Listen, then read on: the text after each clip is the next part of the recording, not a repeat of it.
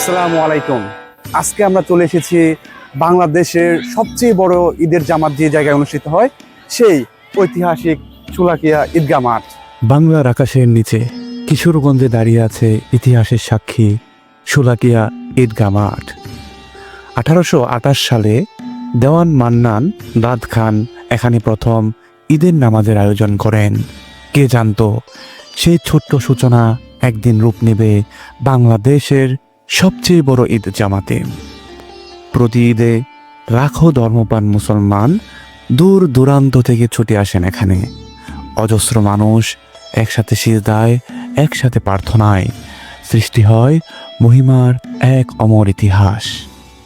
শোলাকিয়া শুধু একটি মাঠ নয়, এটি আমাদের ঐতিহ্য, ঐক্য আর ভ্রাতৃত্বের প্রতীক। ঐতিহাসিক এই স্থানের জন্য একটা লাইক তো অবশ্যই প্রাপ্য। আর এরকম আরো ভিডিও পেতে দিগন্ত দর্পণের সাথেই থাকুন। ধন্যবাদ।